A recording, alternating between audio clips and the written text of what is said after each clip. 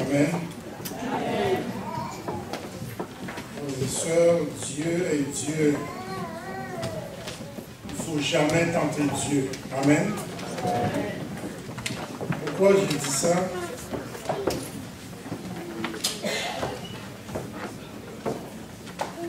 Quand le pasteur m'a appelé pour me demander de prêcher, je voulais avoir un signe. Et j'ai gardé ça secret. J'ai préparé mon message dans le secret. Et je n'ai même pas donné de titre pour ne pas susciter des soupçons. Je n'ai pas donné de titre à Frère Roussel. J'ai juste donné le texte de méditation. Et si vous regardez bien tout ce qui se fait, vous allez pouvoir entendre le message que vous allez voir. depuis le moment de louange jusqu'au chant que les sœurs Afriani et Edji viennent de chanter, vous allez pouvoir voir la grandeur de Dieu. Parce que j'avais dit, si c'est toi qui me choisis, ouvre-le-moi et puis prends le contrôle. Et il vient de me montrer qu'il a le contrôle. Je vous souhaite encore une fois la bienvenue au culte de ce matin. C'est une grâce de la part de Dieu d'être ici. Nous avons l'heureux privilège de nous retrouver ensemble pour prier Dieu. Ce n'est pas tout le monde qui a cette possibilité. Quand je regarde mon oncle, ça fait 2 semaines qu'il s'est fait opérer. Il est encore à l'hôpital. Il ne peut pas se rétablir. Il est là, il aimerait marcher, il aimerait voir ses amis, mais il est encore à l'hôpital. Si nous sommes là, c'est grâce à Dieu. Donc nous le remercions et nous vous remercions aussi de votre présence.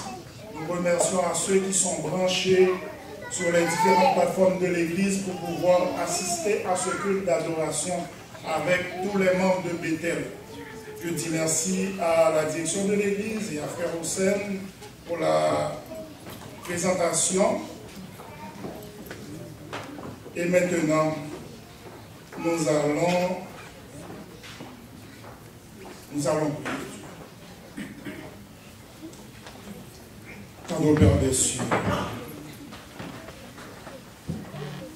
tu viens de nous prouver que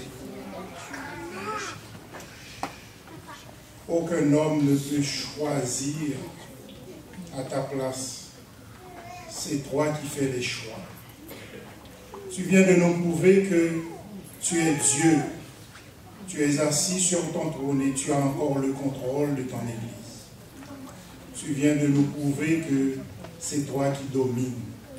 S'il te plaît, Seigneur, manifeste-toi en ce sabbat matin et permets que ceux qui ont les cœurs brisés puissent être régénérés. Ceux qui sont découragés soient fortifiés. Ceux qui sont malades soient guéris.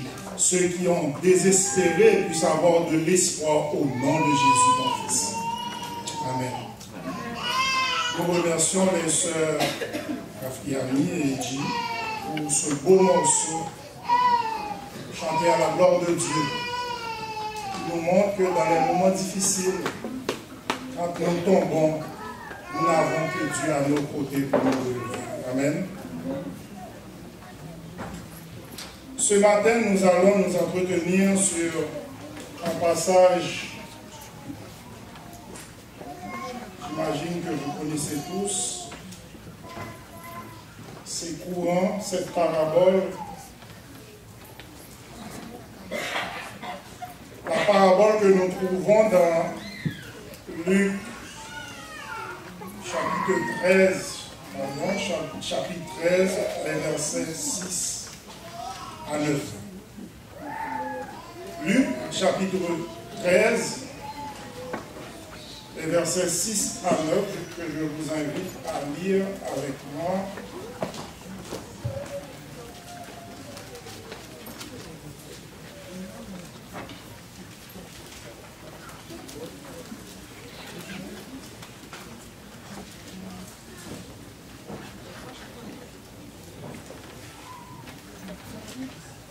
Il dit aussi cette parabole. Un homme avait un figuier planté dans sa vigne. Il vint pour y chercher du fruit et il n'en trouva point. Alors il dit au vigneron, voilà 3 ans que je viens chercher du fruit à ce figuier et je n'en trouve point. Coupe-le, pourquoi occupe-t-il la terre inutilement? Le vigneron lui répondit, Seigneur, laisse-le encore cette année.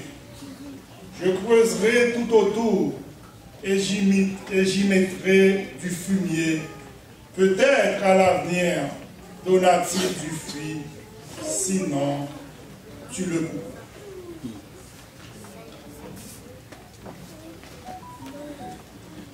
Même avant sa naissance en tant qu'homme, Jésus est quelqu'un qui a fait couler beaucoup d'encre.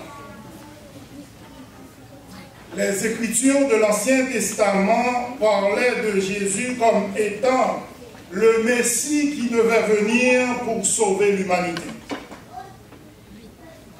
Aucun homme n'a manqué le monde comme Jésus l'a fait. Parlant d'éloquence, aucun homme n'a parlé comme il a parlé. Parlant de connaissance, Jésus était à la fois charpentier, médecin, avocat, philosophe, docteur, libérateur, sauveur, juge et j'en passe. Jésus a tellement manqué le temps, ses empreintes se sont étalées sur des milliers et des milliers de siècles. On parle de 200 ou 300 ans avant Jésus-Christ, ou on parle de 100 ans après Jésus-Christ. Donc, il est une référence même par rapport au temps. Jésus était un docteur, un philosophe, un théologien,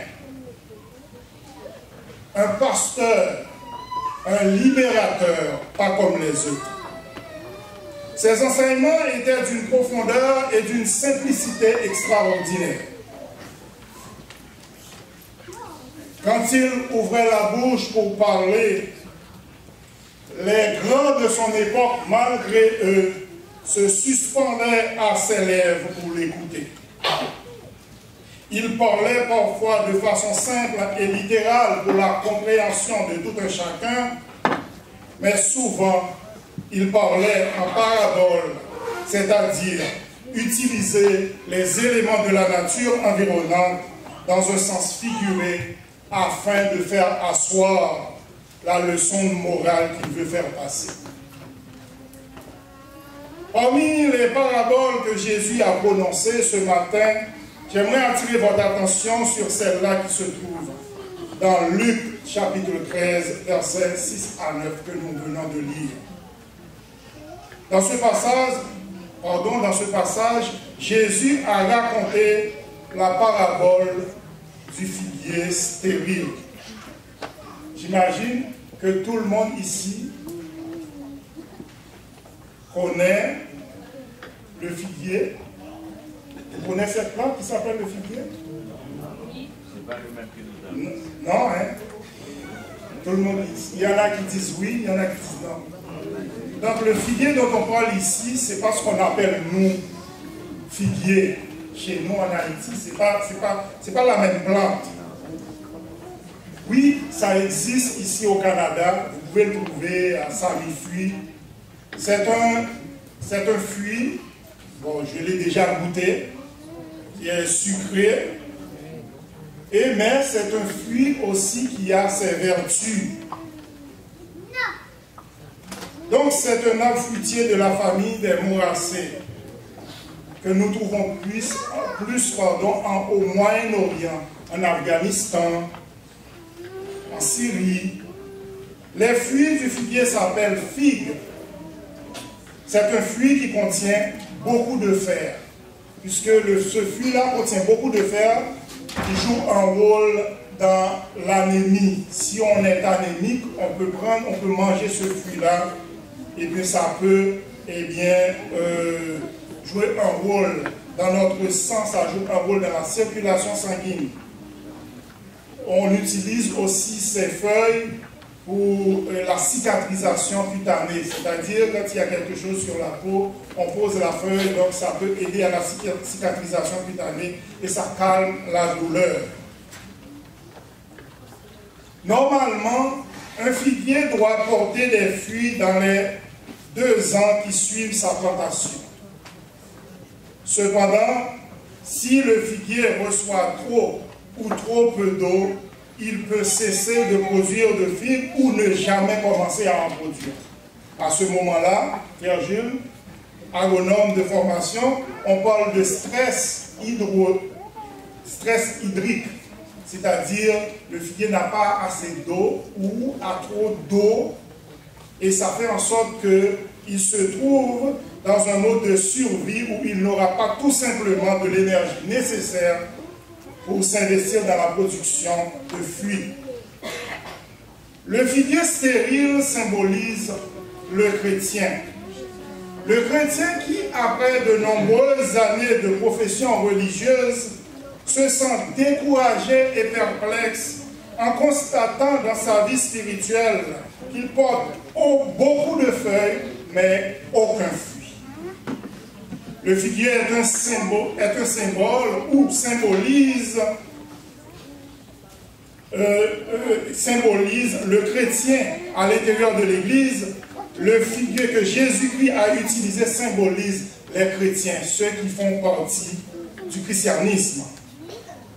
Donc c'est une plante qui est très fréquente en Israël.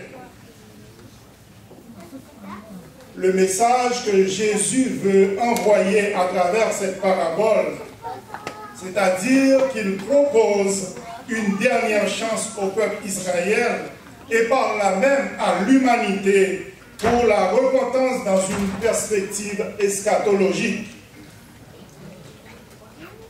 Les exégètes mettent cette parabole en parallèle avec le péricope du figuier maudit que nous trouvons dans Marc 11, les versets 12 à 14. Mais ce récit constitue une méditation idéale sur l'amour de Dieu. Quand nous sentons que nous sommes dans le triste fossé de l'échec ou de la stérilité spirituelle, ce récit nous prouve que Dieu est amour et Dieu n'abandonne jamais ses enfants. En premier lieu, si nous regardons le verset, vous pouvez garder votre Bible, ouvrir dans ce chapitre. C'est la base même du message d'aujourd'hui. Si nous regardons au verset 6, il commence en disant « Un homme avait un figuier planté dans sa vigne. Il vint y chercher du fruit et n'en trouva pas. » C'est exactement ce que Dieu souhaite trouver chez ses enfants, du fruit.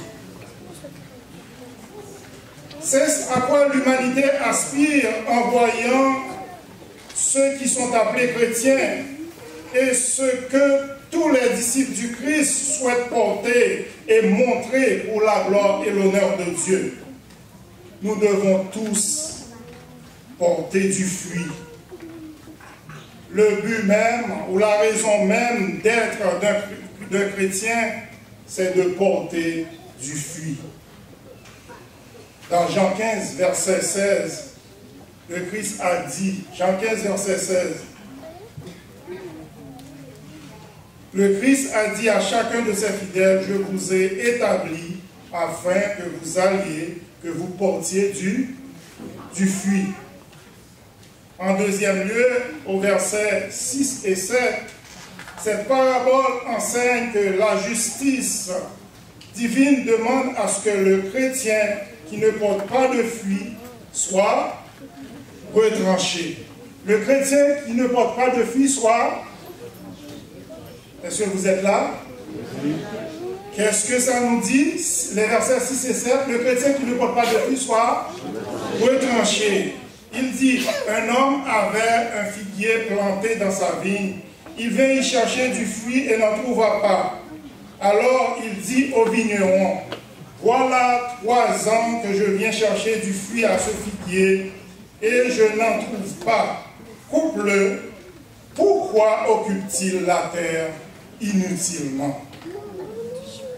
Être coupé, être retranché, c'est justement ce que mérite le chrétien stérile. Être coupé, être retranché, être mis à la porte, c'est tout ce que mérite le chrétien stérile.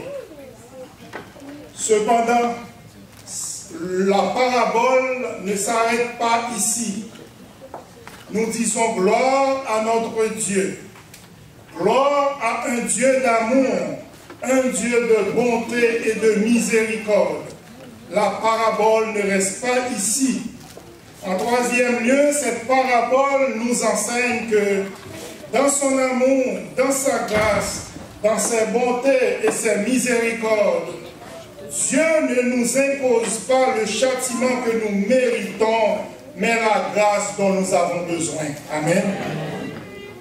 Oh, Dieu ne nous donne pas le châtiment que nous méritons, mais il nous donne la grâce dont nous avons besoin. Voyons les versets 7 et 8. Il dit, alors il dit au vigneron, voilà 3 ans que je viens chercher du fruit à ce figuier, et je n'en trouve pas. Coupe-le, pourquoi occupe-t-il la terre inutilement? Le vigneron répondit, mais laisse-le encore cette année. Laisse-le encore cette année. D'ici là, je creuserai tout autour et j'y mettrai du fumier. Peut-être, à l'avenir, produira-t-il du fruit, sinon tu le couperas. Cette parabole révèle l'amour de Dieu envers moi. Cette parabole révèle l'amour de Dieu envers vous. Cette parabole révèle l'amour de Dieu envers nous tous.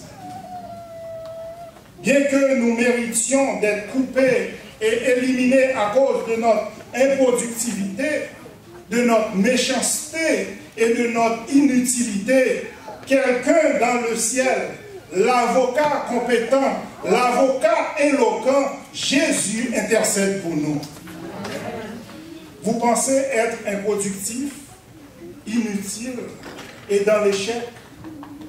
Vous êtes arrivé à la conclusion que vous ne servez à rien et vous n'êtes pas digne du salut. Ne sombrez pas dans la dépression.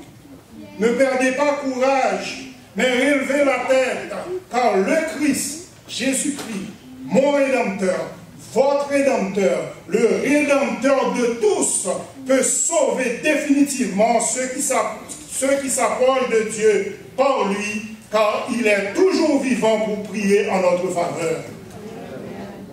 Selon Hébreux 7, verset 25, Jésus prie en notre faveur. Vous vous sentez misérable, inutile, stérile et inefficace. Vous en êtes arrivé à la conclusion que vous méritez d'être banni de l'Église, d'être banni du monde.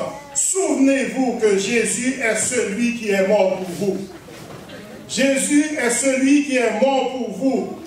Donc ce n'est pas le pasteur qui est mort pour vous, ce n'est pas les anciens qui sont morts pour vous, ce n'est pas ta femme qui est mort pour vous, ce n'est pas ton mari qui est mort pour vous, ce ne sont pas tes parents qui sont morts pour vous, mais Jésus, Jésus seul.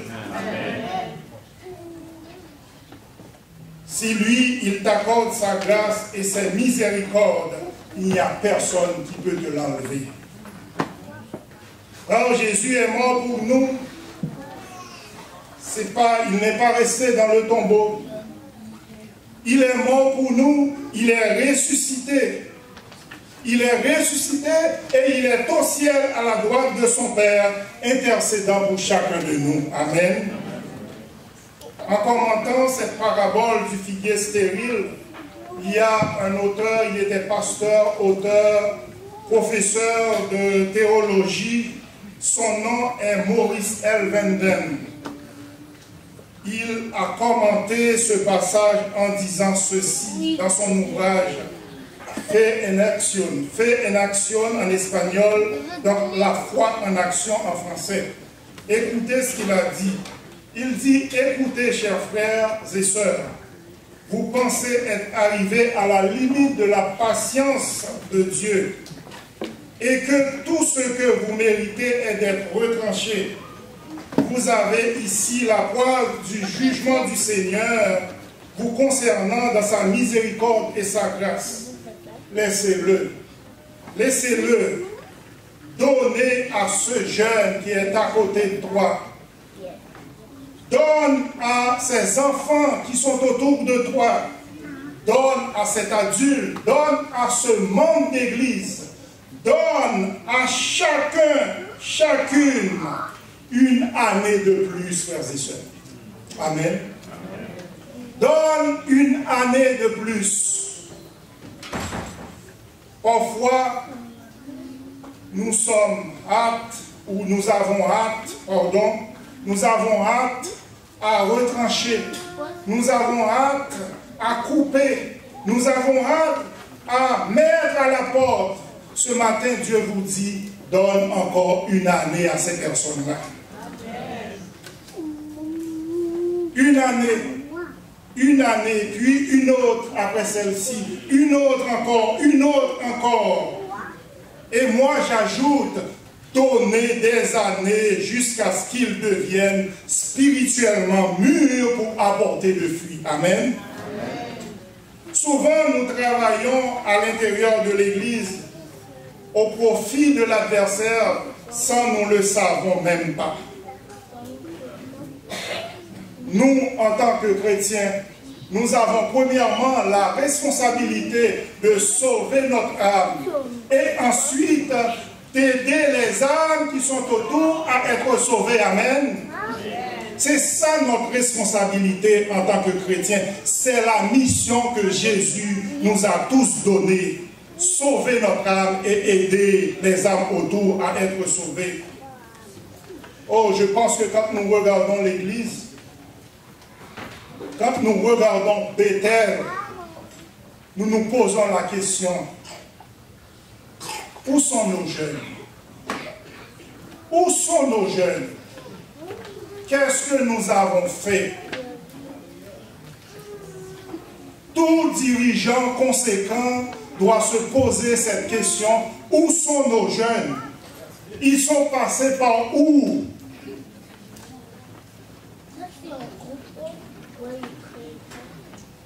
Et je ne parle pas seulement pour Bethel, je parle pour toutes les églises adventistes du 7e jour, où sont passés nos jeunes. C'est un fléau mondial. Posez-vous cette question. Qu'est-ce que vous avez fait pour retenir ces jeunes à l'intérieur de l'Église?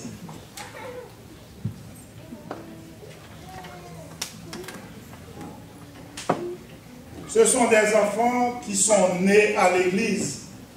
Ils ont été présentés ici du haut de la chair. Ils ont été inscrits à la classe enfantine. On a travaillé très fort pour ces enfants. Ces enfants sont inscrits au club des aventuriers. Nous prenons du temps pour ces enfants. Nous nous engageons pour ces enfants. Après le club des aventuriers, ils sont inscrits au club des explorateurs. On en met du temps, on travaille très fort. Arrivé à l'âge adulte, on ne les voit plus. Où sont-ils? Où sont-ils?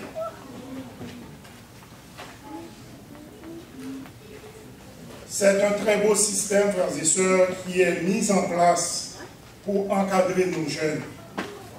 Très beau système.